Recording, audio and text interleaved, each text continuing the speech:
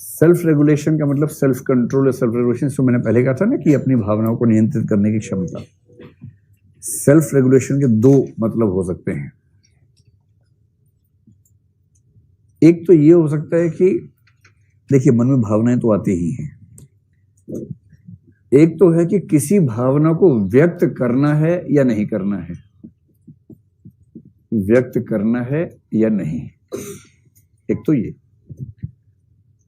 और यदि किसी भावना को व्यक्त करना ही है तो उसकी इंटेंसिटी, उसकी तीव्रता, अभिव्यक्ति की तीव्रता क्या होनी चाहिए।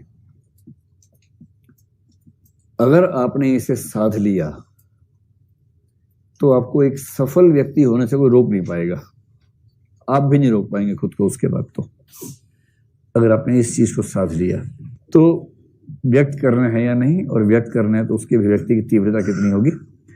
व्यक्त करना है या नहीं का मतलब ये हुआ कि ऐसी सिचुएशंस तो जीवन में कई बार आई जाती है ना कि आपके मन में एक भाव आ रहा है पर आपको लगता है कि व्यक्त करना ठीक नहीं होगा।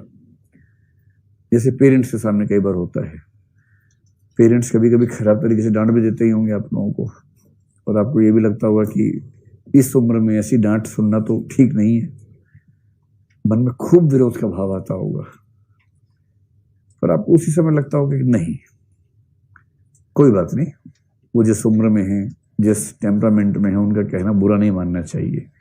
या सीधे सीधे उपयोगितावादी भाव कि चेक यहीं से आता है हर महीने, ये मेरे पेटीएम फादर हैं, तो एटीएम फादर बोलते थे, आजकल एक कंसेप्ट है एटीएम फादर। वो फादर जिससे इमोशंस नहीं मिलेंगे, टाइम नहीं मिलेगा, बच्चे बाप में कोई रिलेशन नहीं है सिवाय एटीएम के, कि जब जब बच्चे को पैसे की जरूरत है बाप पैसे की सप्लाई करता रहेगा, ये संबंध है एटीएम फादर। तो हमने रोक लिया अपने गुस्से को, इमोशंस को। ये आपके साथ अभी जो स्थिति है उसमें कभी कभी होता है ना, पढ़ाई कर रहे हैं अच्छे से, आईएएस बनने का ख्वाब है, सब कुछ है, इतने में एक झोंका सा आ गया जीवन में, कोई बहुत अच्छा लगा, उसने कह दिया कि हम लोग सोच सकते हैं अच्छे जीवन के बारे में। आपकी चेतना में तूफान, सुनामी, चक्रवात सब आना शुरू हो गया, डामाडोल हो गया कि हाँ बोलूं कि ना बोलूं, हाँ बोलूं कि ना बोलूं, हाँ बोलूं कि ना बोलूं, ऐसी स्थिति आ जाती है। और फिर कुछ दिनों के बाद चीजें स्थिर हो गई, आपने जी खड़ा करके मना कर दिया कि ना भाई ना, आईएएस के सामने कुछ नहीं, हम तो आईएएस बनने आए हैं, ये सब तो माया का प्रकोप है, इस सब से हम बचना जानते हैं। इसको बोलते हैं अपने भावनाओं को रेगुलेट करना। और आपने पूरा जी कठोर करके खुद से हिंसा करके कह दिया कि तुम्हें मैं बोलूंगा, हाँ मुंह देखा अपना तुमने, अरे मुंह मत दिखाओ, यहाँ पर मैं सिंगल द्वीप का रहने वाला हूं, तुम क्या खुद को समझते हो। तो ऐसी कुछ बात बोल के मतलब कि आप टाल दीजिए उसको। कुछ बच्चे समझिए कोड वर्ड को, बाकी कोड वर्ड को नहीं समझ। सिंगल द्वीप के बारे में ख्याति है, श्रीलंका मतलब सिंगल द्वीप के बारे में ख्याति है कि वहां के लोग सबसे सुंदर होते हैं, एक जमाने में ऐसी ख्याति थी, तो इस कंटेक्स्ट में कह रहे हैं। चलिए, फिर अगर अभिव्यक्त करना ही है तो उसकी तीव्रता कितनी हो। कभी कभी ऐसा होता है कि आपको व्यक्त करना ही होता है, पर अभिव्यक्ति कैसी हो। अगर कई बार होता है ना कि आपने बोलना शुरू किया फिर फट पड़े अचानक, और एक बार गलत अभिव्यक्ति हो गई तो मान के चलिए कि जीवन भर उसका जो रीइंस्टेट करने वाली स्थिति है इमोशंस की बन नहीं पाती है। गांठ, समझ रहे ना, तो अगर गांठ पड़ जाएगी तो संबंधों को ठीक होने में मतलब बड़ा वक्त लगता है, अगर ठीक हो पाए तो वरना ठीक होंगे ही नहीं।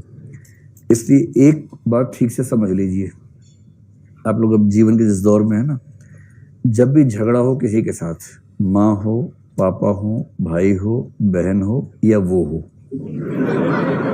मैं आपको एक सीरियस सलाह दे रहा हूँ। सीरियस सलाह ये है कि अगर कभी ऐसी स्थिति आ जाए ना कि आप अपने किसी व्यक्ति से जो जिसके साथ अच्छे संबंध रहे आपके, कोई नाराजगी हो गई, झगड़ा हो गया, बात कर रहे हैं, पहली बात तो कितना भी बुरा संबंध हो जाए वो सच मत बोलिएगा जो आपने बहुत दिनों से संभाल के रखा हुआ है, ठीक है। और किसी वर्तमान झगड़े में अतीत को लेके मत आइएगा। संबंधों के बिगड़ने की सबसे बड़ी वजह है अतीत का हावी होना, और अतीत में दोनों पक्षों से गलतियां हुई ही होती हैं। ऐसा थोड़ा ना कि एक से हुई है, कुछ गलतियां आपने की होंगी, कुछ उसने की होंगी, और वो नासमझी में ही की होंगी ज्यादा गलतियां। अब नासमझी में की गई किसी गलती को एक इमोशनल मोमेंट में आप उठा के ले आए, उसका जो घाव है ना, उस घाव की भरपाई फिर है नहीं, जीवन भर भरपाई नहीं है। इसलिए जो संबंध दुनिया में टूटते हैं उसमें सबसे बड़ा फैक्टर होता है अतीत का हावी होना, कि तू तो पहले ही ऐसी थी, और तू तो पहले ही ऐसा था। और दूसरा, जब वो से बात चल रही हो, उसके परिवार पे हमला मत कीजिएगा कभी, ना इधर से उधर, ना उधर से इधर। जहां आपने किसी के परिवार पे हमला किया, उसके बाद आप कुछ भी करके बैलेंस नहीं कर पाएंगे। जहां आपने कह दिया तेरी तो मम्मी भी ऐसी है, तेरे तो पापा भी ऐसे हैं, ये द एंड है। इसके बाद उसके बाद कोई भगवान भी चीजों को ठीक नहीं कर सकता।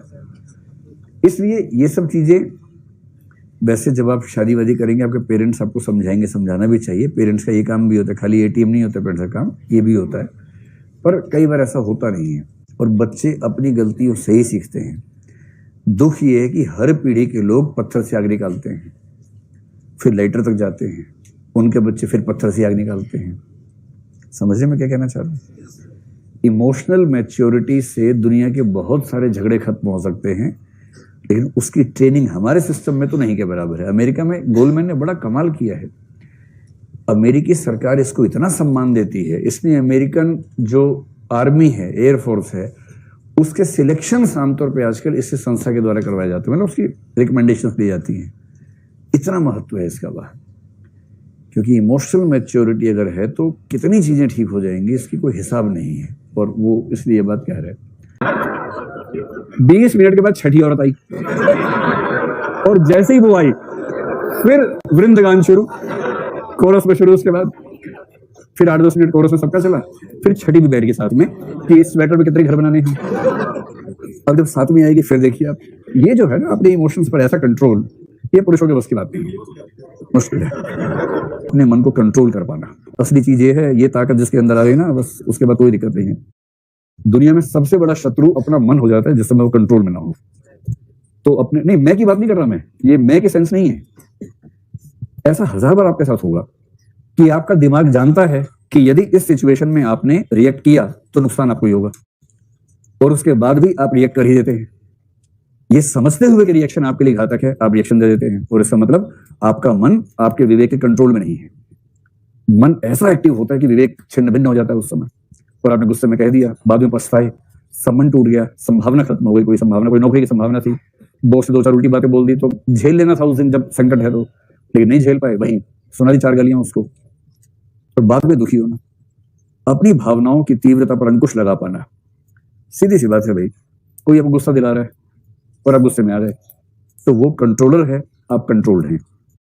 मतलब 100% ऐसा होता नहीं है, मैं समझाने का प्रयास कर रहा हूँ। किसी न किसी मात्रा में तो हम सब गलती कर ही बैठते हैं, हम सब गलती करते हैं, लेकिन मजा कब है, कोई गुस्सा दिलाए आपको और आप कहें गुस्सा दिला रहे हो, आएगा ही नहीं, क्योंकि मुझे गुस्सा तब आता है जब मैं चाहता हूं, तुम्हारे चाहने से नहीं आएगा। ठीक है, जाओ। अगर इतनी ताकत है कि मेरे इमोशंस मेरे हिसाब से तय होंगे, तुम्हारे चाहने से नहीं होंगे। मन में आएगा, वो तो स्वाभाविक है, कोई आपके सामने उठ पड़े हरकतें कर रहा है, गुस्सा ही आएगा, और वो गुस्सा व्यक्त होगा या नहीं, ये मैं तय करूंगा, ये तुम तय नहीं करोगे। तो किसी को अपने इमोशंस में अंतर करना ठीक से आता हो एक तो, और दूसरा अपने इमोशंस को पचाना या कंट्रोल करना, अभिव्यक्ति करनी है या नहीं करनी है। इमोशन नहीं है तब भी इमोशन दिखा देना है, ये भी आता हो। इमोशन है तब भी नहीं दिखाना है, ये भी आता हो। तो ऐसा 1000 बार होगा जीवन में कि इमोशन नहीं आ रहा मन में, लेकिन अपेक्षा है कि आना चाहिए। ऐसा होता है, सास ससुर की मृत्यु पर इमोशंस कम आते हैं, और लोग, अगर जैसे बहू कोई है, उसे सास मर गई, अंदर से उसे लड्डू फूट रहा है बहुत जोर से, इतनी खुश है क्योंकि वो सच में परेशान थी, इस सेंस में परेशान थी कि उसकी आजादी खत्म हो जाती थी, प्यार भी करती थी, आजादी भी खत्म होती थी, अब उसकी मौत हो गई है। उसको अंदर से ईमानदारी की बात है कि सुख दुख के अनुपात में सुख थोड़ा ज्यादा हो रहा है, दुख भी है, ऐसा नहीं है दुख नहीं है, अनुपात में सुख थोड़ा ज्यादा है। माहौल ऐसा है कि उस माहौल में वो करे तो क्या करे, उस रोने की अपेक्षा है, समाज उम्मीद कर रहा है कि रोए। जो वहां पर हाड़ मतलब गला फाड़ फाड़ के रो देगा ठीक से आंसू सहित, आप समझ जाइए कि समझ गए इंट्रा पर्सनल इंटेलिजेंस। पुरुषों में भी ऐसा क्या है, पुरुषों से बहुत अपेक्षा नहीं होती ना। कोई मर मरा जाए तो पुरुष लोग वहां पर जूते ठीक करते रहते हैं, उनको रोने वाला काम है ही नहीं उनका। अंदर जाके रोए अच्छे भी नहीं लगते रोते हुए, तो उनको बाहर ही खड़ा करते हैं कि आप जूते वूते देखो, और खाना वाना बन रहा है वो देखो, टिंडा विंडा कटा नहीं कटा वो देखो। रोने वाले काम में आमतौर पर महिलाएं मतलब उनको समाज ने काम दे दिया है, जो कि एक तरफा सा काम है एक तरफा, लेकिन परफॉर्मेंस होती है अच्छी है कुछ भी आपको। आप माने या ना माने, मैं तो 2-4 बार देखा, मैं तो गदगद हो जाता हूँ कि 5 महिलाएं रो रही हैं जोर जोर से, फिर चुप हो जाती है, फिर बातें चल रही है, और सुनाओ तुम्हारे घर में सब ठीक है। 20 मिनट के बाद छठी औरत आई, और जैसे ही वो आई फिर वृंदगान शुरू, कोरस में शुरू, उसके बाद फिर 8-10 मिनट कोरस में सबका चला, फिर छठी भी बैठ गई साथ में कि इस स्वेटर में कितने घर बनाने हैं। अब जब साथ में आएगी फिर देखिए आप, ये जो है ना अपने इमोशंस पर ऐसा कंट्रोल, ये पुरुषों के बस की बात नहीं है, मुश्किल है। एक स्विमिंग पूल बनाया एक बड़े अच्छे कंस्ट्रक्टर ने, सुंदर टाइल्स लगाई उसमें, साफ पानी भरा, पूरे पूल में टाइल्स लगी हैं, एक छोटी सी टाइल की जगह खाली छूट गई है क्योंकि टाइल कम पड़ गई या जानबूझ के नहीं लगाई। अब फिर कई लोगों को बुलाया कि अब देखिए इस पूल को। अब वो आए, देखा क्या पूल है, और सब कह रहे हैं यार बस एक वो तुमने खाली छोड़ दिया। इंटरेस्टिंग बात है कि 999 टाइल्स मिलकर भी उनको उतना सुकून नहीं दे पा रही जितनी बेचैनी उस एक टाइल के न होने से हो रही है। क्योंकि ह्यूमन कॉन्शियसनेस की प्रॉब्लम है कि जो नहीं है उस पर दिमाग ज्यादा जाता है, जो है उस पर दिमाग कम जाता है, और ये एक्सपेरिमेंट यही साबित करने के लिए हुआ भी था।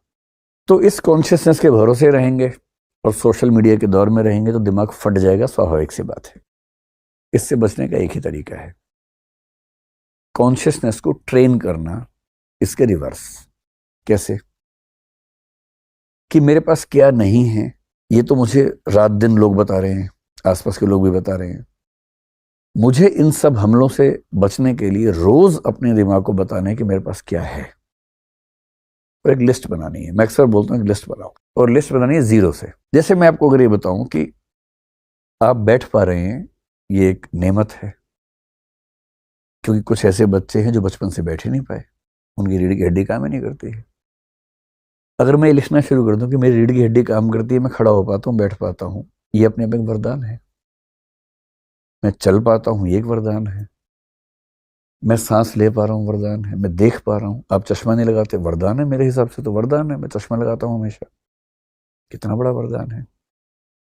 आपका दिमाग इतना काम करता है कि आप पढ़ा पाते हैं, इसका मतलब आपके जो न्यूरॉन्स दिमाग में हैं, करोड़ों अरबों न्यूरॉन्स हैं, उनके कनेक्शन इतने स्ट्रांग हैं कि आप इन सब चीज़ों के बीच में कोऑर्डिनेशन कर पा रहे हैं, कितना बड़ा वरदान है।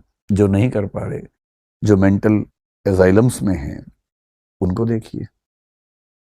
जिनका कोई एक्सीडेंट हो गया उनकी हालत देखिए, जिनको कैंसर हो गया उनकी हालत देखिए। मुझे कैंसर भी नहीं है, 1000 बीमारी हैं जो मुझे नहीं है। जब आप इनकी लिस्ट बनाएंगे, फिर मुझे ये पता है कि मेरी जिंदगी में कितना भी दुख हो, अगले 6 महीने कम से कम मेरे घर में खाना बनता रहेगा। ये सुकून अफ्रीका के लोगों से पूछिए, गरीब लोगों से, उनको आज शाम का भरोसा नहीं है। भारत में ही कम से कम 10-20-30% लोगों को कल का भरोसा नहीं है।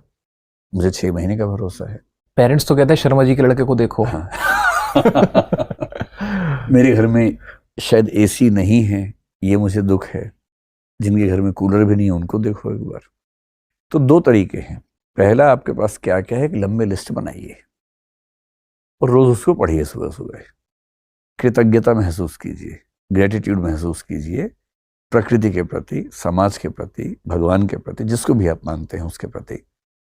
और ये महसूस करना कि मैं तो बहुत अच्छा हूं। 800 करोड़ की आबादी में कम से कम 300-400 करोड़ से बेहतर स्थिति में हूं, ये कितनी बड़ी बात है। तो जब जब समाज परेशान करे कि उसका पीएमटी में हो गया, तेरे दोस्त का आईआईटी में हो गया, तेरा नहीं हुआ, मन को खुश रखना कि भाई मैंने कोशिश पूरी की। कोशिश में कमी नहीं आनी चाहिए, कोशिश करनी है जम के। मैं तैयारी आसमान की और मन की तैयारी पाताल गली में रहे कि भैया सबसे खराब कंडीशन आएगी तो भी हैंडल कर लेंगे, हाँ, कोशिश बेस्ट की करनी है।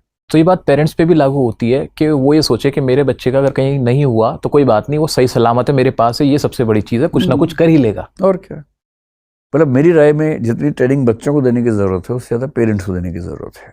पेरेंट्स की सबसे बड़ी दिक्कत क्या है कि वो जो जीवन में खुद नहीं कर पाते वो सारा बच्चे पर थोप देते हैं, बिना ये समझे कि उसका स्वधर्म क्या है, उसकी अपनी नेचर क्या है, स्वभाव क्या है, उसकी रुचि किस में है, उसका एप्टीट्यूड या उसका इंटेलिजेंस का लेवल किस चीज़ के लिए बेहतर है। कुछ कुछ वैसा है कि आप मछली को ज़बरदस्ती पेड़ पे चढ़ाना सिखा रहे हैं और वो पानी उसको ही नहीं रहे कि पानी में तैर ले। पेरेंट्स की दिक्कत इसलिए है कि वो बाकी पेरेंट्स से घिरे हुए हैं।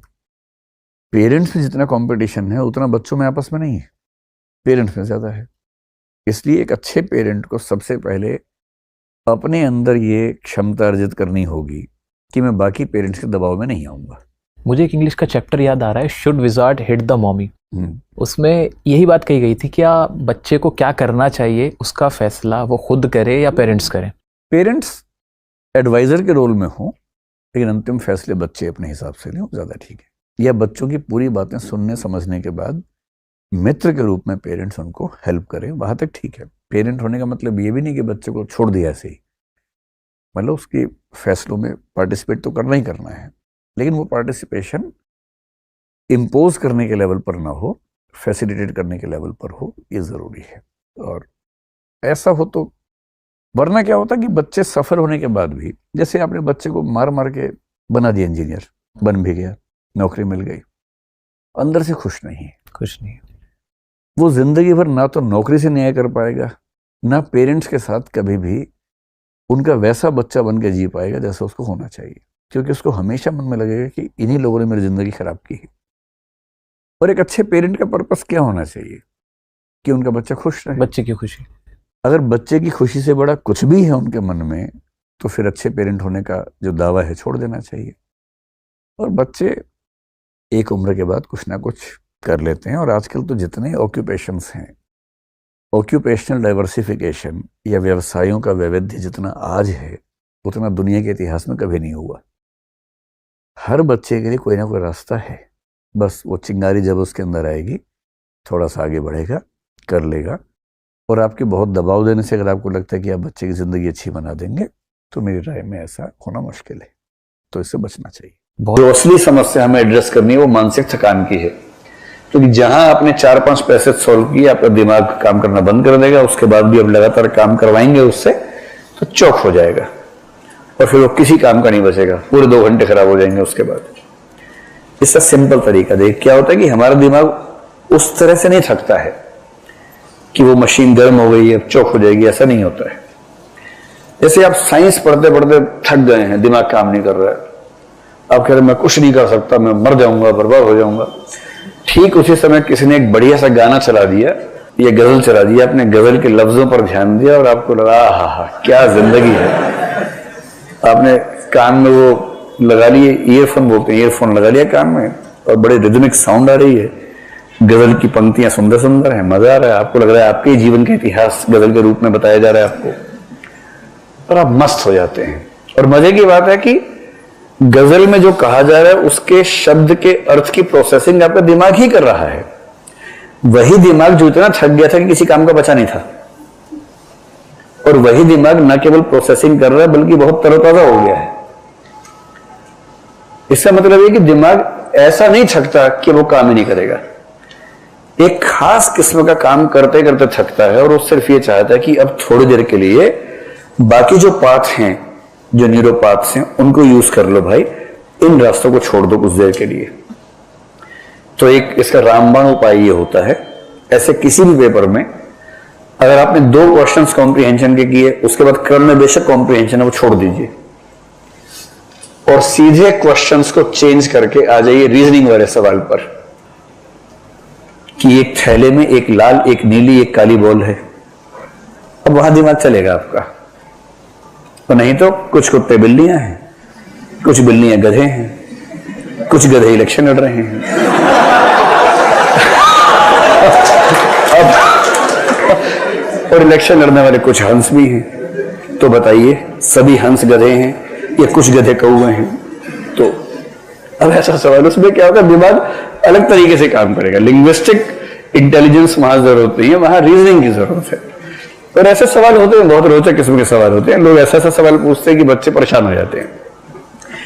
रीजनिंग समझाते हुए, इंटेलिजेंस समझाते हुए मैं एक एग्जांपल बच्चों को देता हूं कई बार, कि एक बार एक टीचर ने क्लास में पूछा कि बच्चों ये बताओ, मेरे पिताजी को सफेद कपड़े पहनना पसंद है और मेरी माताजी को चावल खाना पसंद है, बताओ मेरी उम्र कितनी है। अब ये सवाल डेटा सफिशिएंसी का है कि जो सूचनाएं दी गई और जो प्रश्न पूछा गया उनके लिए दिए गए आंकड़े पर्याप्त हैं या नहीं है। सवाल तो इस बात का है। तो कॉमन सेंस से कोई भी समझ सकता है कि डेटा सफिशिएंट नहीं है, कुछ और बताना होगा, इतने से कैसे पता लगेगा। पर तब भी एक बच्चे ने कहा कि नहीं सर, मैं अनुमान लगा सकता हूं, आपकी उम्र 40 साल है। टीचर दंग रह गया कि यार आइंस्टीन का अवतार मेरी क्लास में बैठा है। बोले कैसे, मतलब इतनी गहरी सोच कैसे, एकदम सही आंसर निकाला तुमने, कैसे निकाला।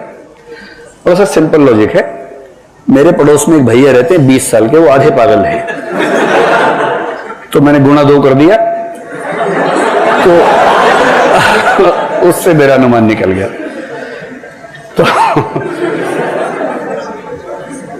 तो क्या होता है कि जब आप प्रश्नों का क्रम बदल बदल के प्रश्न करेंगे तो दिमाग थकेगा नहीं। दिमाग के जो कुछ पाथ ब्लॉक हो गए, बाकी जो पाथ हैं वो खुले रहेंगे।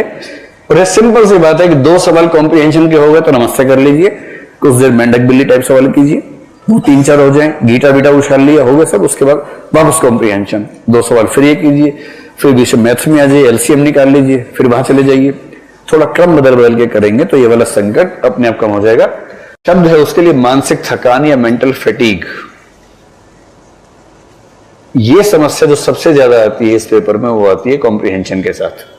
कभी ट्राई कीजिएगा, आज मैं जो कह रहा हूं ना, आज ही घर जाके ट्राई कीजिएगा।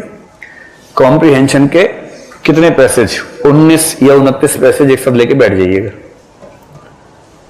समय 2 घंटे का, और 2 घंटे में ध्यान रखना है 80 में से केवल 30 प्रश्न हैं ये, जिसका मोटा मोटा मतलब हुआ कि समय लगभग 45 मिनट का है आपके पास। 45 मिनट में 30 पैसेज पढ़ने हैं।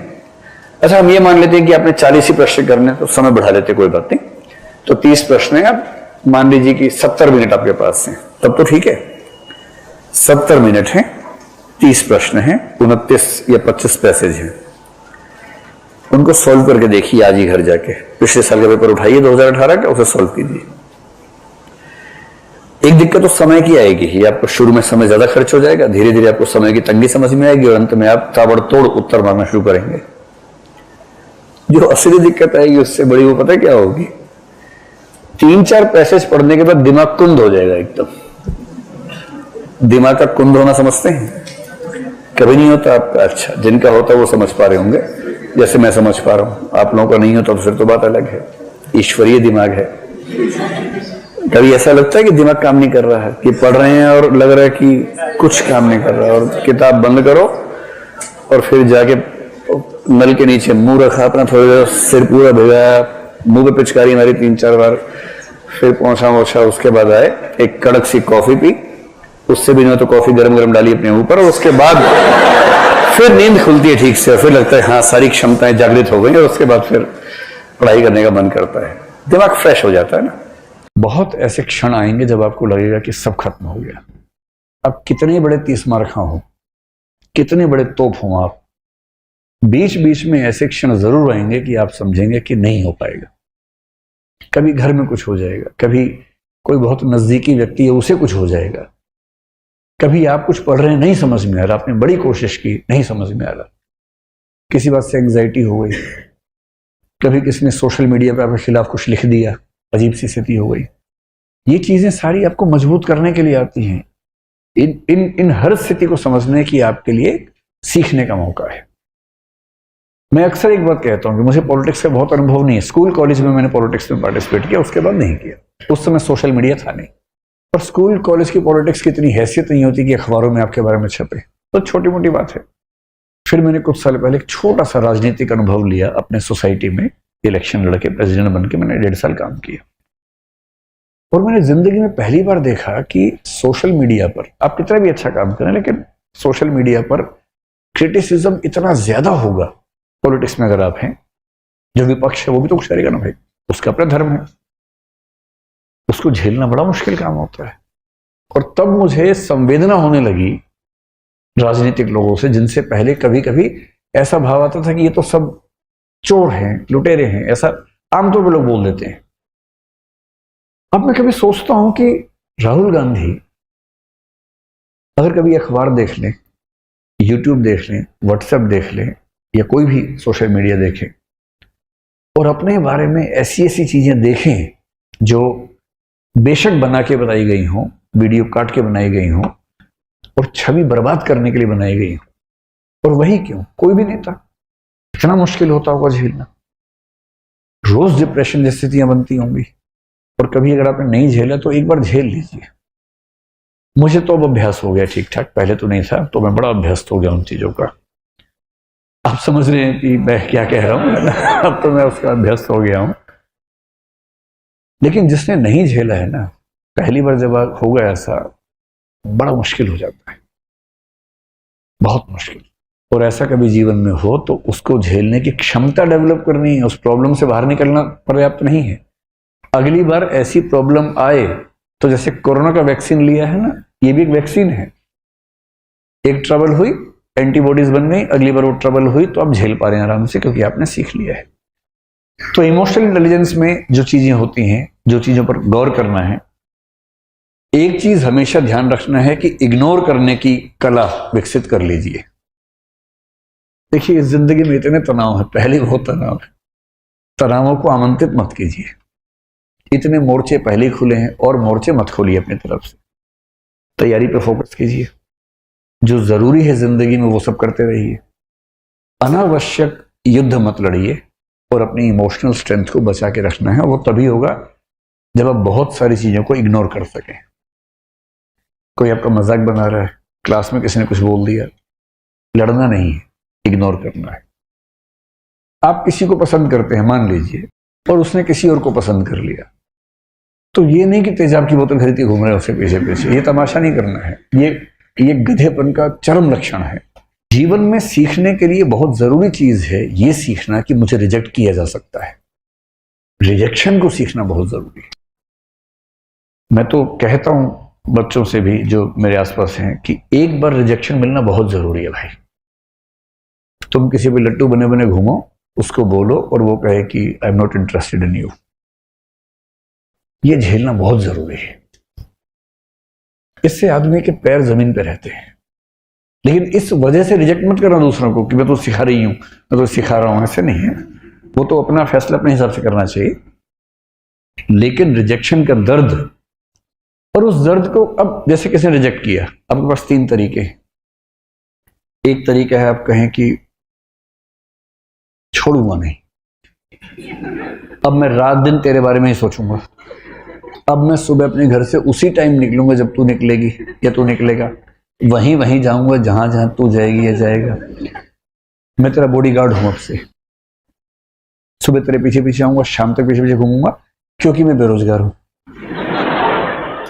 और मेरे दिमाग में इतनी आजादी नहीं है कि मैं कुछ और सोच सकूं जीवन में। मैं तुम्हारा बंधुआ मजदूर हूं, मैं तुम्हारा गुलाम हूं, मैं तुम्हारा स्लेव हूं। और ऐसे ही मूर्खों ने ऐसे गीत लिखे, जो तुमको हो पसंद वही बात कहेंगे, तुम दिन को अगर रात कहो रात कहेंगे। अजीब बात है भाई, तुम दिन को रात कहो मैं भी रात, मैं गधा हूं कि मैं रात कहूंगा दिन को यार। वही साहिर वाली बात, ले दे के अपने पास एक नजर ही तो है, क्यों देखे जिंदगी को किसी की नजर से, हम अपनी नजर से देखेंगे, क्यों किसी के पीछे पागल होंगे। भाई आपको कोई अच्छा लगा, आपने कहा, उसने मना कर दी, बात खत्म हो गई। पूरी ग्रेशियसनेस के साथ, पूरी डिग्निटी के साथ रिजेक्शन को एक्सेप्ट कीजिए कि चलिए ठीक है, आपने मुझे मना कर दिया, आई एम सॉरी, आज के बाद मैं कभी आपको परेशान नहीं करूंगा। हाँ, याद रहेगा, और जीवन में कभी मिलेंगे तो मित्र की तरह मिलेंगे, दोस्त की तरह मिलेंगे। ये कह के ईमानदारी से हट जाइए, इसमें क्या दिक्कत है। दूसरा तरीका ये है कि जैसे एक फिल्मी गीत में कहा गया, तुम मुझको न चाहो तो कोई बात नहीं, किसी और को चाहोगी तो मुश्किल होगी। अरे यार, तुम ठेकेदार हो क्या? तुम मुझे नहीं चाह रही, कोई बात नहीं, जिंदगी भर कुंवारे बन के रहो, कुंवारन बन के रहो तो ठीक है।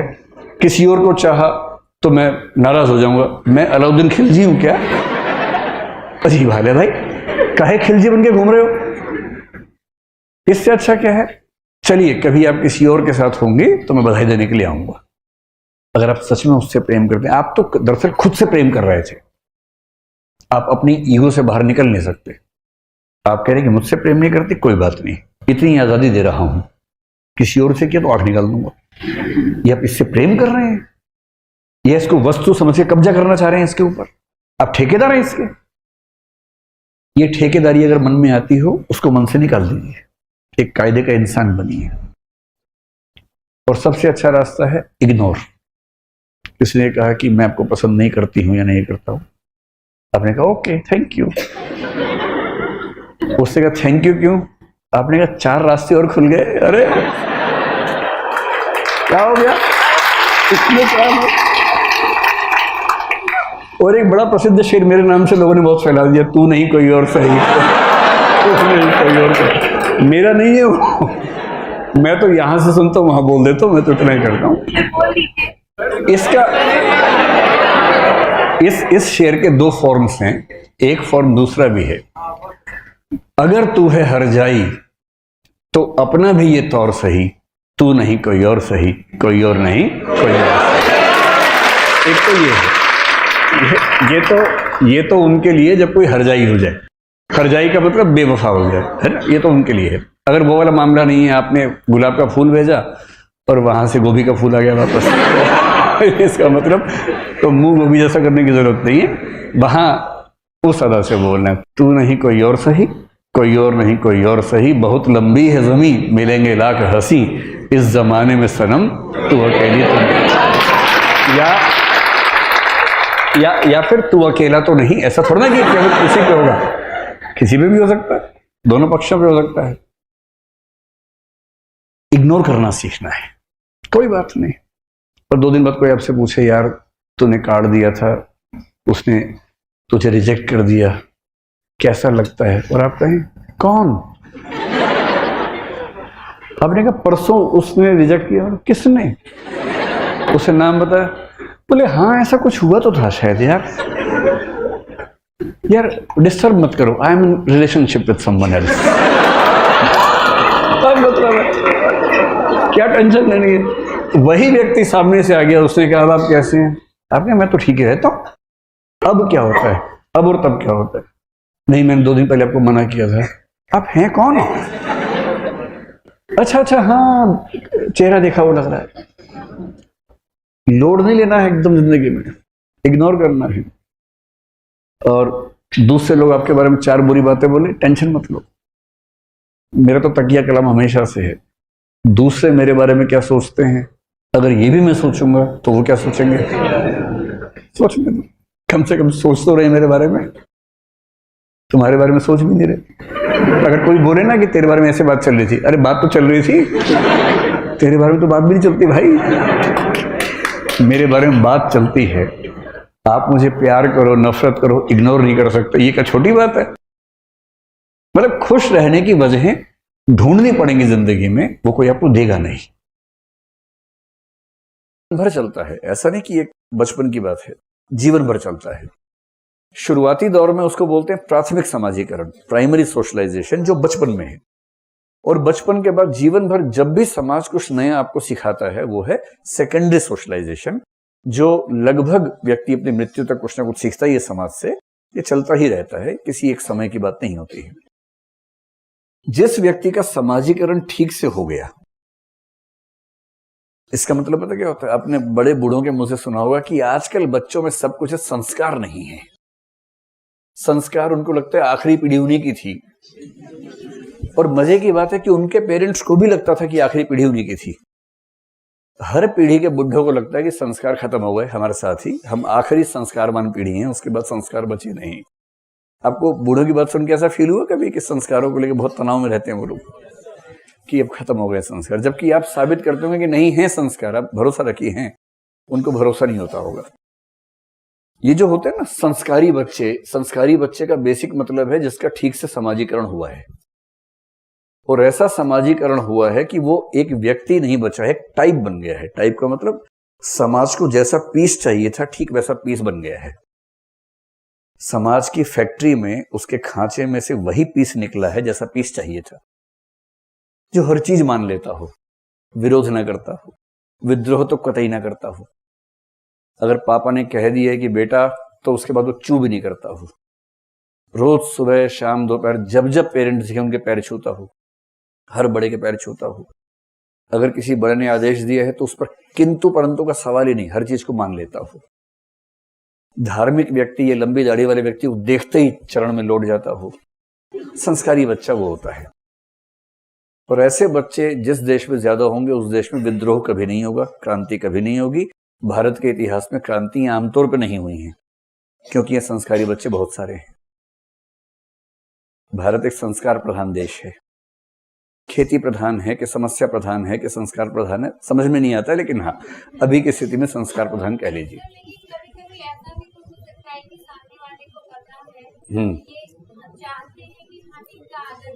हाँ हाँ हाँ, वो तो एक्टिंग है। एक्टिंग में क्या बुरी बात है? कह रही कभी कभी ये भी तो हो सकता है कि सामने वाला चाहता है कि उसका आदर करे, इसलिए हम उसका आदर कर रहे हो। जैसे मैं तो अब खड़े हो गए, तो मैं समझ रहा हूँ इस बात को, ठीक है, ऐसा तो हो ही सकता है, इसमें कौन सी खास बात है। ऐसा तो हो ही सकता है कि आपको लग रहा है कि आदर मन से तो नहीं आ रहा, लेकिन कर देते हैं क्योंकि ये उम्मीद कर रहा होगा। ऐसा तो होता ही है। हाँ ठीक है, ठीक है, सामान्य है, ये सब सामान्य है, चलता है, कोई दिक्कत नहीं। कभी कभी ऐसा होता है कि आप सामाजिक दबाव में कुछ कर रहे होते, मन से नहीं कर रहे होते, ऐसा होता है, सामान्य बात है। तो समाज के 70-80% बच्चे संस्कारी हो जाते हैं। जो बाकी हैं उनको ठीक करने के लिए दूसरी व्यवस्था है, जिसका नाम क्या था? पुरस्कार और दंड की व्यवस्था। देखो, पुरस्कार मिलने का मतलब ये बिल्कुल नहीं है कि ये व्यक्ति बहुत अच्छा है। ठीक, मैं आपकी बहुत सारी धारणाएं खारिज करने के मूड में रहता हूं। रोज आपको बहुत सारी धारणाओं पे हथौड़ियां पड़ने वाली हैं। किसी को पुरस्कार मिलने का यह मतलब बिल्कुल नहीं है कि वो सचमुच एक अच्छा व्यक्ति है। किसी को दंड मिलने का यह मतलब बिल्कुल नहीं है कि वो सचमुच एक बुरा व्यक्ति है। पुरस्कार और दंड का सिर्फ इतना मतलब है कि जिस व्यवस्था ने पुरस्कार या दंड दिया, उस व्यवस्था के मूल्यों के हिसाब से यह व्यक्ति एडजस्ट हो गया और यह एडजस्ट नहीं हुआ। एग्जाम्पल देकर समझाता हूं। न्यूटन एक बहुत शानदार वैज्ञानिक था। न्यूटन जैसा व्यक्ति जिस देश में होगा उसके लिए गर्व की बात होनी चाहिए। पर न्यूटन का अपने समाज में खूब अपमान हुआ, क्योंकि उसने बाइबल की कुछ बातों पर सवाल खड़ा कर दिया। गैलीलियो को तो इतना प्रताड़ित किया गया और गैलीलियो को अंत में माफी मांगनी पड़ी। हालांकि उसने माफी बहुत कलात्मक तरीके से मांगी। वो माफी ऐसी थी कि समझ नहीं पा रहा कौन किससे माफी मांग रहा है, लेकिन उसने माफी मांग ली अंत में। इस भाषा में मांगी कि यद्यपि मैंने जो प्रयोग किए थे अपने हिसाब से एकदम ठीक किए थे और मुझे भरोसा है कि निष्कर्ष भी मेरे ठीक हैं, किंतु फिर भी मैं माफी मांगता हूं कि इससे ठेस पहुंची है।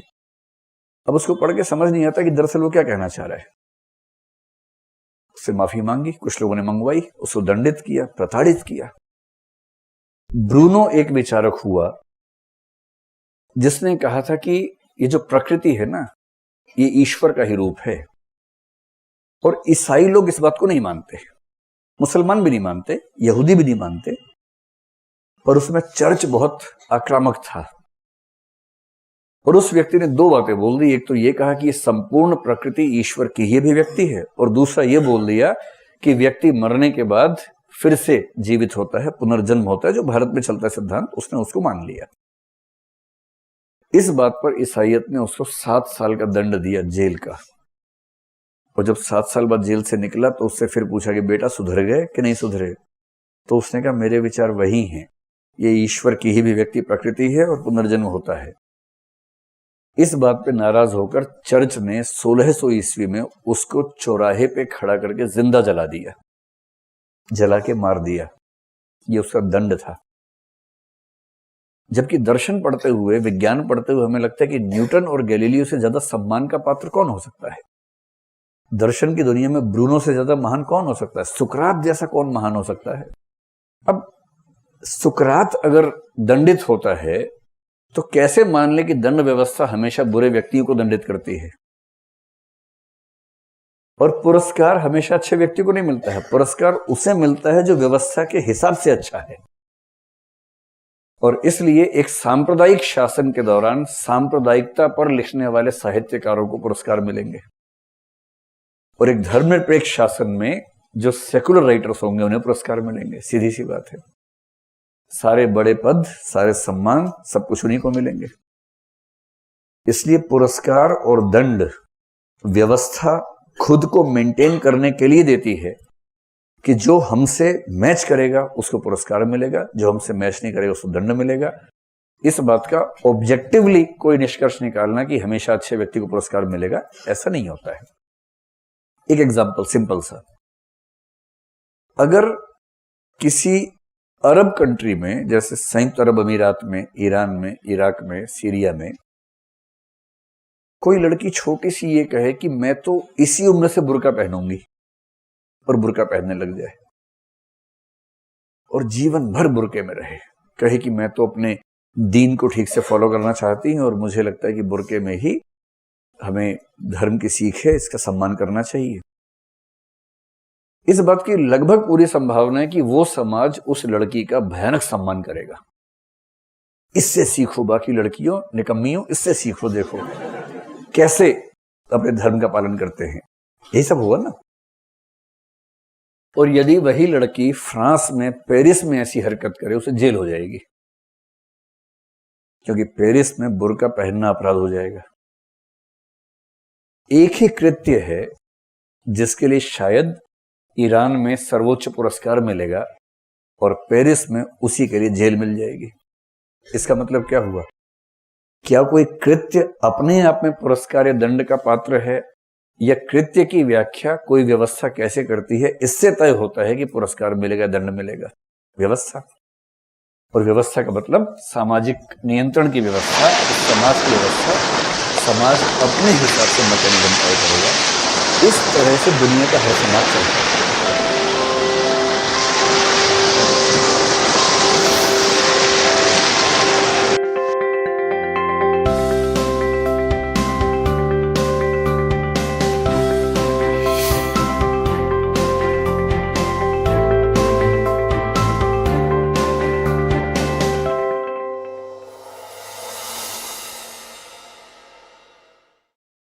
क्या तुमने कभी गौर किया है, कुछ लोग बिना कुछ कहे ही अपने आसपास का माहौल बदल देते हैं। वे न चिल्लाते हैं, वे न किसी से मिन्नत करते हैं, वे बस खामोश हो जाते हैं और अचानक से हवा बदल जाती है।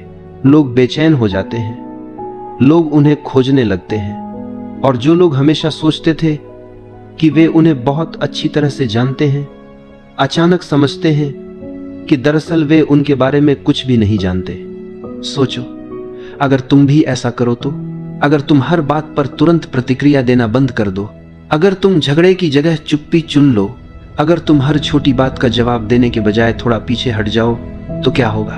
यही असली राज छुपा है। जब तुम हर समय उपलब्ध रहना छोड़ देते हो, भावनाओं में, शब्दों में, शरीर और मन दोनों से, तो लोगों के हाथ से तुम्हें नियंत्रित करने का साधन निकल जाता है, क्योंकि वे तुम्हें हमेशा तुम्हारी प्रतिक्रिया से पकड़ते आए हैं। कभी तुम्हारे गुस्से से, कभी तुम्हारी जल्दी जल्दी हाँ कह देने की आदत से, कभी तुम्हारे डर से। लेकिन जिस दिन तुमने ये डोरें काट दी, उस दिन खेल बदल जाता है और उसी दिन लोग यह महसूस करते हैं कि उन्होंने कभी तुम्हें समझा ही नहीं था। जब तुम अचानक अनुपलब्ध हो जाते हो, कौन घबराता है, कौन गुस्से से तिलमिला उठता है, कौन बार बार कोशिश करता है कि तुम्हें उकसाकर फिर से वही पुराना भाव निकाल ले। ये सब उनके बारे में बहुत कुछ बता देता है और तुम्हारे बारे में भी। सच तो यह है कि तुम अब तक अपनी ऊर्जा ऐसे लोगों पर खर्च करते आए हो जो उसके योग्य ही नहीं थे। तुम हर बार हाँ कहकर खुद को छोटा करते गए, हर बार तुरंत जवाब देकर अपनी शक्ति दूसरों के हाथों में सौंपते गए, हर बार भावनात्मक प्रतिक्रिया देकर अपना ही खून जलाते रहे। और दिन के अंत में तुम्हारे पास क्या बचता है? थकान, चिड़चिड़ापन और एक खालीपन जिसे तुम शब्दों में नहीं कह पाते। लेकिन मैं तुम्हें बताऊं, क्योंकि तुम उन लोगों के लिए बहुत ज्यादा उपलब्ध हो जिन्हें तुम्हारी खामोशी का एक पल भी नसीब नहीं होना चाहिए था। यह जो मैं कह रहा हूं, इसका अर्थ यह नहीं कि तुम दुनिया से मुंह मोड़ लो। इसका अर्थ यह है कि तुम पहले खुद को चुनो। महान संतों ने कहा है, सच्चा अनुशासन है स्वयं को पहचानना। जब तुम यह समझ जाते हो कि चुप्पी 1000 बहसों से ज्यादा ताकतवर है, तो तुम्हारे भीतर एक नई शक्ति जन्म लेती है। जब तुम पीछे हटते हो, भागने के लिए नहीं बल्कि होश में आने के लिए, तो वह पीछे हटना एक तपस्या बन जाता है। तो अब मैं तुमसे पूछता हूं, कब तक तुम दूसरों की भावनाओं से बंधे रहोगे? कब तक हर बार कठपुतली की तरह नाचते रहोगे जब कोई तुम्हारे घाव पर हाथ रख दे? क्या अब समय नहीं आ गया कि तुम उन डोरियों को काट दो, थोड़ा रहस्यमय बन जाओ? क्योंकि जिस दिन तुम हमेशा उपलब्ध रहना बंद कर दोगे, उसी दिन से सब कुछ बदलना शुरू हो जाएगा। बचपन से हमें यही सिखाया गया है, हमेशा हाँ बोलो, सबको खुश रखो, जल्दी जवाब दो, लोग नाराज न हो। और धीरे धीरे हमें यह भ्रम दे दिया गया कि हमारी कीमत सिर्फ इसी में है कि हम कितने उपलब्ध हैं, लेकिन असलियत बिल्कुल उल्टी है। बहुत अधिक उपलब्ध होना कोई पुण्य नहीं है, यह तो कैद खाना है। जितना तुम उपलब्ध होते हो, उतना ही तुम दूसरों के हाथों का खिलौना बन जाते हो। लोग तुम्हें एक बटन की तरह इस्तेमाल करते हैं। जब ध्यान चाहिए तुम्हें दबा देते हैं, जब दिल बहलाना है तुम्हें ढूंढ लेते हैं, जब उन्हें सहारा चाहिए तुम्हें याद कर लेते हैं, और काम पूरा होते ही तुम्हें किनारे रख देते हैं। कितनी बार तुमने सिर्फ इसलिए मुस्कुराया क्योंकि तुम ना कह नहीं पाए? कितनी बार तुमने थकान के बावजूद जवाब दिया क्योंकि डर था कि कोई नाराज न हो जाए? कितनी बार तुमने अपनी सच्ची भावना छुपा ली सिर्फ इसलिए कि कोई तुम्हें ठुकरा न दे? यही है आत्मत्याग, यही है खुद से धोखा, और यही है वह जाल जिसमें आज ज्यादातर लोग फंसे हुए हैं। यहां तक कि हमारी ऊर्जा भी असीमित नहीं है। हर हाँ, हर प्रतिक्रिया हमारे भीतर से कुछ निकाल ले जाती है, और जब यही ऊर्जा बार बार व्यर्थ खर्च हो जाती है तो हम खोखले हो जाते हैं। लोगों को तुम्हारी परवाह नहीं है, उन्हें सिर्फ तुम्हारी उपयोगिता चाहिए, तुम्हारा साथ, तुम्हारा सहारा, तुम्हारी संवेदना, बस उतनी देर तक जब तक उन्हें जरूरत है। लेकिन जिस दिन तुम सीमाएं खींचते हो, जिस दिन तुम कहना शुरू करते हो बस अब और नहीं, उसी दिन वे लोग तुम्हें बदला हुआ, अजीब और ठंडा कहने लगते हैं। असल में तुम नहीं बदले, बस अब तुम उनके लिए उपयोगी नहीं रहे। और यही है सबसे बड़ा सच, जितना तुम उपलब्ध रहोगे उतना ही तुम्हारी कीमत गिरती जाएगी। क्योंकि जो चीज हर वक्त मिल जाए वह रद्दी कागज बन जाती है, किसी के लिए मूल्यवान नहीं रहती। किसी चीज की इज्जत तब होती है जब उसे पाने के लिए मेहनत करनी पड़े, और तुम जब हर समय मौजूद हो तो कोई तुम्हारी कीमत क्यों मानेगा? तो अब तुम सोचो, तुम्हारा समय किसे देना चाहिए? तुम्हारा ध्यान, तुम्हारी उपस्थिति, तुम्हारी सुनवाई, किसे सच में इसके योग्य मानते हो? और उससे भी ज्यादा जरूरी सवाल है, कौन तुम्हारी अनुपस्थिति का हकदार है? लेकिन इस सवाल का जवाब देने से पहले हमें समझना होगा कि हम इतने जल्दी प्रतिक्रिया क्यों दे देते हैं, हम हर बार क्यों झुक जाते हैं, हमारे भीतर यह तुरंत उत्तर देने की आदत क्यों बैठी हुई है। इसके पीछे है हमारी ऊर्जा। कार्ल युंग ने कहा था, मनुष्य का मन कोई मशीन नहीं है, यह एक ऊर्जा तंत्र है। हर विचार, हर भावना, हर प्रतिक्रिया हमारी आंतरिक ऊर्जा का एक हिस्सा खा जाती है। अब सवाल यह है, क्या तुम तय करते हो कि तुम्हारी ऊर्जा कहां खर्च हो, या फिर दुनिया तय कर लेती है? जब तुम किसी की बेकार सी आलोचना का जवाब देने लगते हो, जब तुम किसी की उकसाहट पर तुरंत फट पड़ते हो, जब तुम उन लोगों को खुश करने में लगे रहते हो जो तुम्हें कोई कद्र ही नहीं देते, तो दरअसल तुम अपनी जीवन ऊर्जा वहीं लुटा रहे हो जहां से तुम्हें कुछ वापस नहीं मिलने वाला। युंग ने कहा था, जिसका तुम विरोध करते हो वह और मजबूत होता जाता है। सोचो, जब भी तुम बार बार प्रतिक्रिया करते हो, तुम उसी जाल में फंसते जाते हो। यही वजह है कि बहुत से लोग हमेशा थके हारे रहते हैं। वे कमजोर नहीं होते, बस उनकी ऊर्जा गलत जगह पर बह रही होती है। और जब इंसान लगातार थका हुआ रहता है तो वह असुरक्षित हो जाता है। याद रखो, थका हुआ इंसान शेर नहीं होता, वह शिकार बन जाता है। ऐसे लोग तुरंत पहचान लिए जाते हैं जो तुम्हारी थकान, तुम्हारी बेचैनी, तुम्हारी हर बात पर प्रतिक्रिया देने की आदत का फायदा उठाते हैं। वे जानते हैं कि तुम हर बात पर जवाब दोगे, वे जानते हैं कि तुम्हें ना कहना नहीं आता, वे जानते हैं कि तुम सबका बोझ उठाते रहोगे, और इसलिए वे तुम्हारे कंधों पर अपना बोझ उठाते डाल देते हैं। लेकिन युंग ने यह भी कहा, सच्चा मन वही है जो ऊर्जा को भीतर बचा कर रख सके।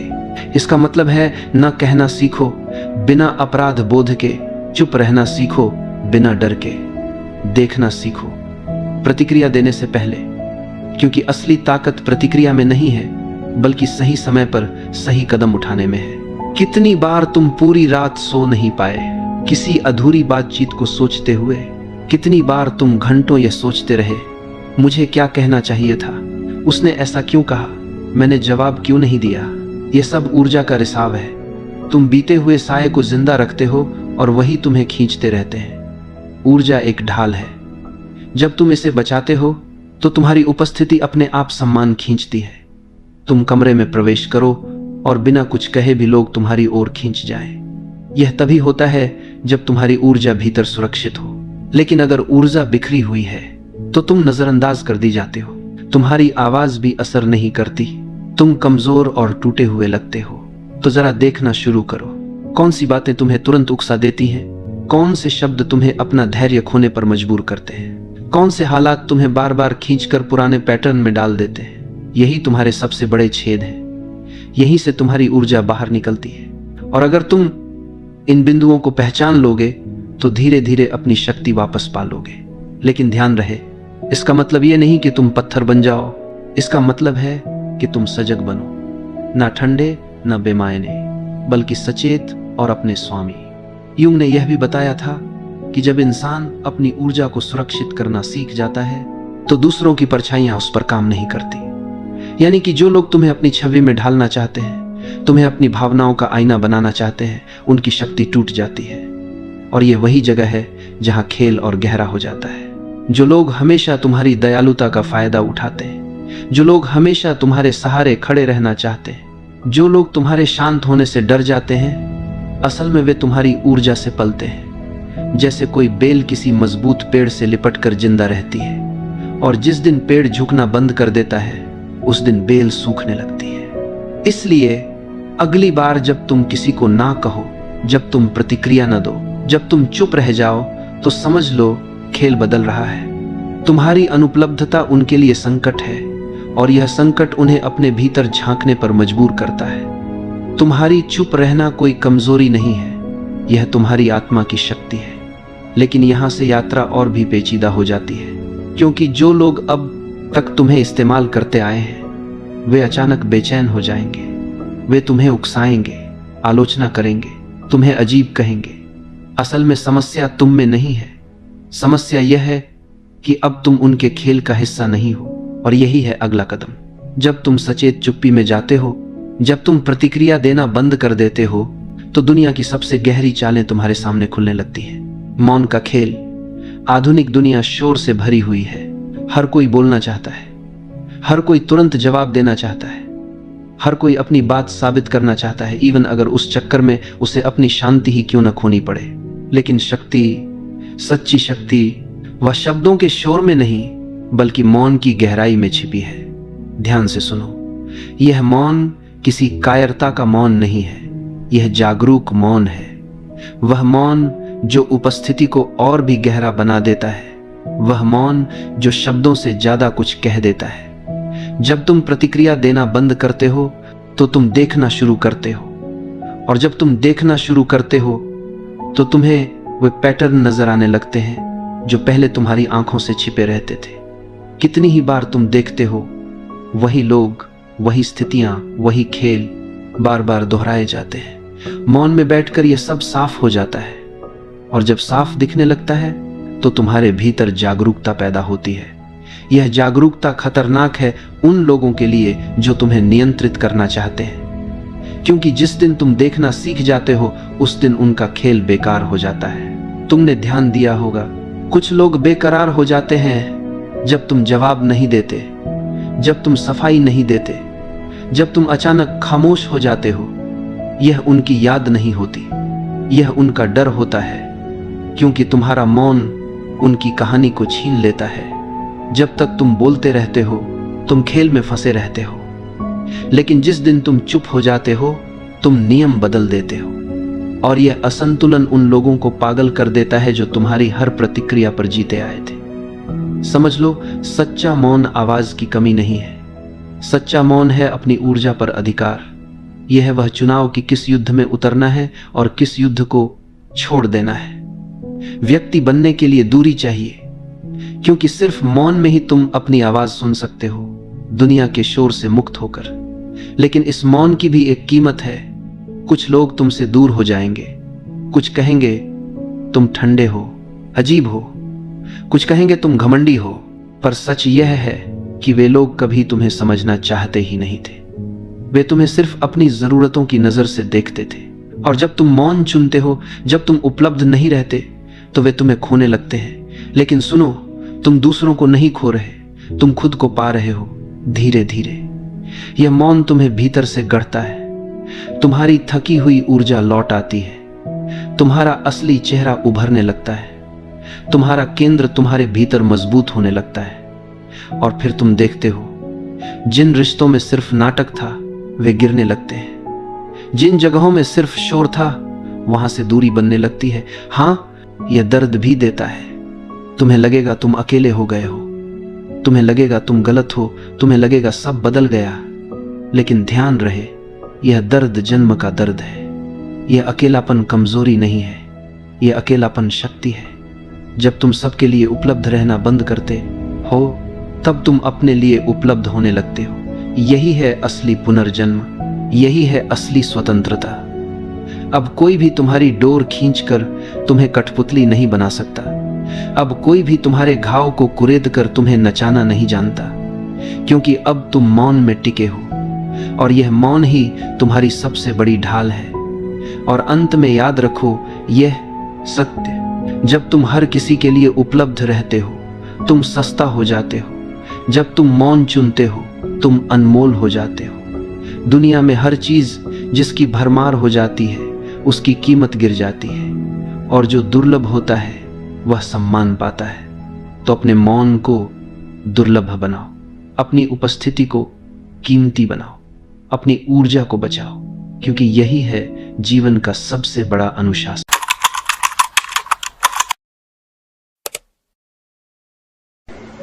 नरक यूं समझो विपन्न है, दरिद्र है। लेकिन बहुत दरिद्रता का एक खतरा है कि आदमी दरिद्रता से राजी हो जाता है। हम पूरब के देशों में ये देख सकते हैं, लोग दरिद्रता से राजी हो गए। न केवल राजी हो गए हैं, बल्कि अगर तुम उनकी दरिद्रता पर चोट करो तो वो नाराज होते, वो तुमसे संघर्ष लेंगे, वो तुमसे लड़ेंगे, वो अपनी दरिद्रता को बचाएंगे। सदियों पुरानी प्राचीन दरिद्रता, सनातन दरिद्रता, उनका सनातन धर्म कैसे छोड़ दें? इतनी आसानी से छोड़ दें? दरिद्र नारायण होने को यूं छोड़ दें, यूं गंवा दें, मुफ्त में नारायण होकर बैठे? कैसे छोड़ दें? नहीं छोड़ा जाता उनसे। अब तुम देखते हो हरिजनों पर इतने अत्याचार होते हैं जिसका कोई हिसाब नहीं। एक मित्र ने पूछा है कि हरिजनों पर इतने अत्याचार हो रहे हैं, उनकी बस्तियां जलाए जा रही हैं, उनके झोपड़े जलाए जा रहे हैं, हरिजन मारे जा रहे हैं, उनके कुओं में जहर डाल दिया जाता है, उनकी स्त्रियों के साथ बलात्कार किया जाता है, गर्भवती स्त्रियों के साथ बलात्कार किया जाता है, बलात्कार में उनके बच्चे गिर जाते हैं। ये सब हो रहा है। आप इसे रोकने के लिए कुछ क्यों नहीं करते?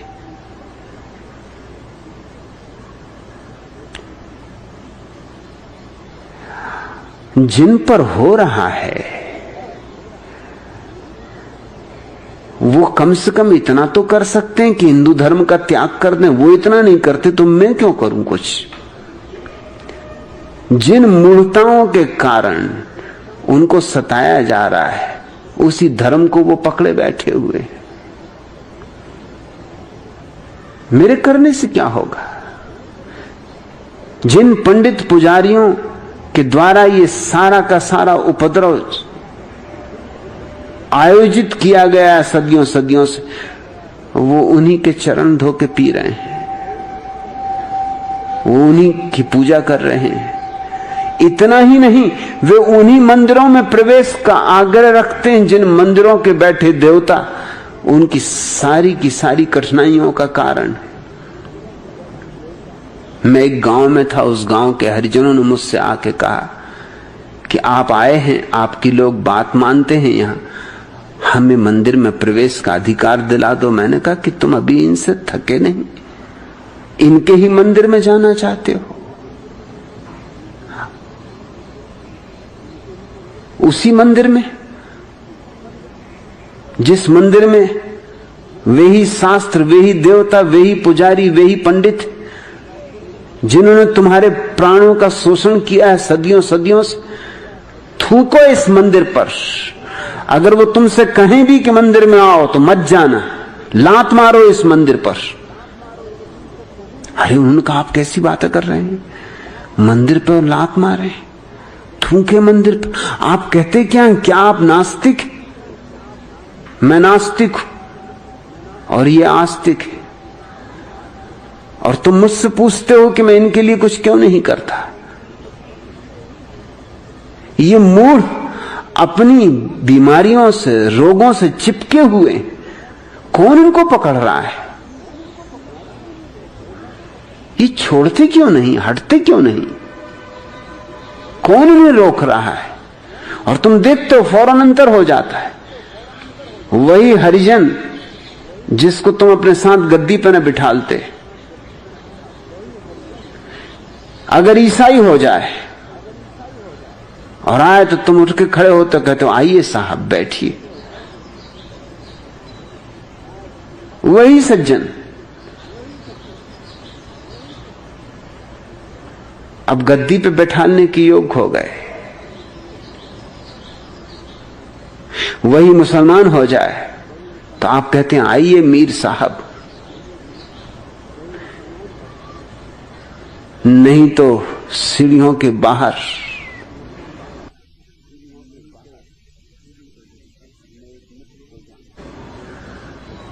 मैं एक मित्र को जानता हूं, लियोनार्ड थियोलॉजिकल कॉलेज जबलपुर के वो प्रिंसिपल थे, मैकवान, गुजराती थे। एक दिन मुझे अपने घर ले गए, कहा कि मैं कुछ चीजें दिखाना चाहता हूं। उन्होंने अपनी मां से मुझे मिलाया। उनकी मां काफी उम्र की थी, कोई 90 वर्ष की होगी, और उन्होंने अपने पिता की तस्वीर मुझे दिखाई। फिर अपनी लड़की को बुलाया, सरोज मैकवान को। वो अमेरिका से अभी अभी पीएचडी होकर लौटी थी और एक अमेरिकन युवक से शादी करके आई थी, और कहा कि जरा देखें मेरी ये 3 पीढ़ियां, ये मेरे पिता, ये मेरी मां, ये मैं, ये मेरी पत्नी, ये मेरी लड़की, ये मेरा दामाद। 3 पीढ़ियों में इतनी क्रांति हो गई। बाप उनका भिखमंगा था, वो एक टूटा फूटा भिक्षा पात्र लिए बैठा है, उसकी तस्वीर। वो भूखा ही रहा, भूखा ही जिया, भूखा ही मरा। उसने कभी जीवन में और कुछ न जाना। वो हरिजन था।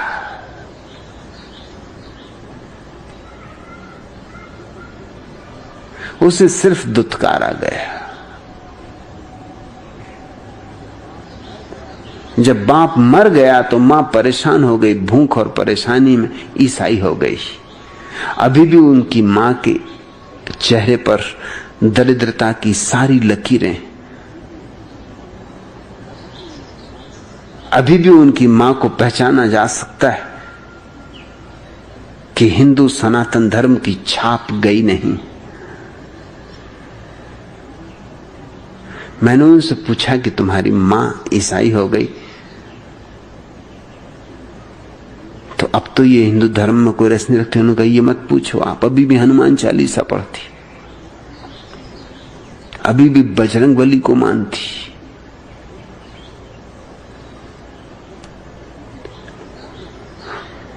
खुद एक बड़े कॉलेज के प्रिंसिपल हैं, पत्नी भी प्रोफेसर है। जोड़ना मुश्किल पड़ता है, क्योंकि जब मां ईसाई हो गई तो ईसाइयों ने मैकवान को पढ़ने के लिए अमेरिका भेज दिया। वहीं वो बड़े हुए, वहीं उन्होंने शादी की, और उनकी लड़की को देखकर तो भरोसा ही ना आएगा। सुंदरतम युवतियों में से एक जो मैंने देखी है।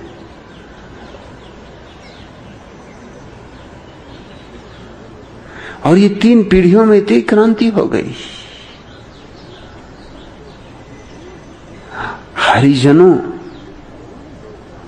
को कौन रोक रहा है कि तुम हिंदू घेरे में रहो? इस सड़े घेरे को छोड़ो,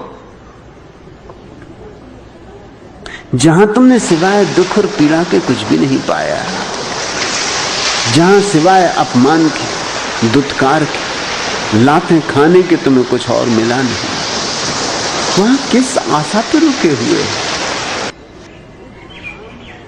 जिस राम ने एक शूद्र के कान में शीशा पिघलवा के भरवा दिया, तुम उसी राम का अभी भी स्तुति कर रहे हो, गुणगान कर रहे हो, संकोच भी नहीं, शर्म भी नहीं।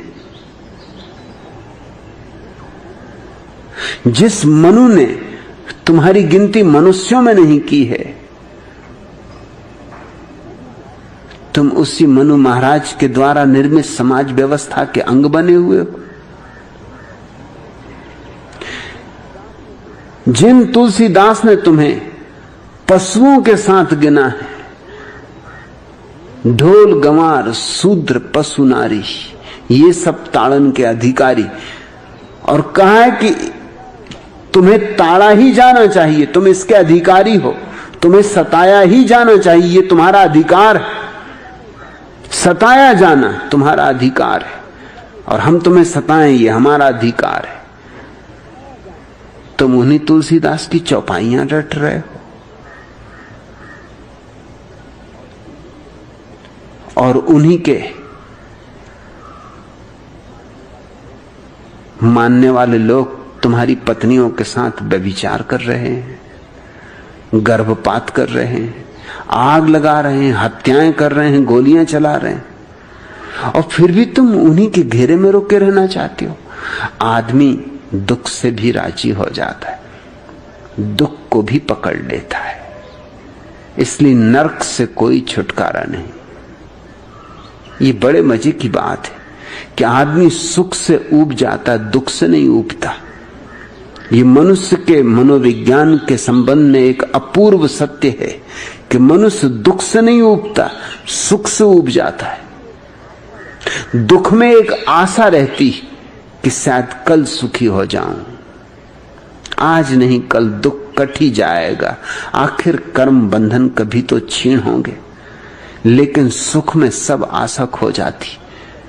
स्वर्ग हमारी कल्पना है सुखी लोगों की, जहां जिन्होंने खूब पुण्य अर्जन कर लिया है वे लोग देवी देवता हो जाते, मगर वे ऊब जाते हैं। ऐसी कथाएं हैं जिनमें देवता और देवियों ने प्रार्थना की है कि हम पृथ्वी पर वापस जाना चाहते हैं, लेकिन मैंने ऐसी कोई कहानी अब तक नहीं सुनी न पढ़ी जिसमें नरक में किसी ने कहा हो कि हम वापस पृथ्वी पर जाना चाहते।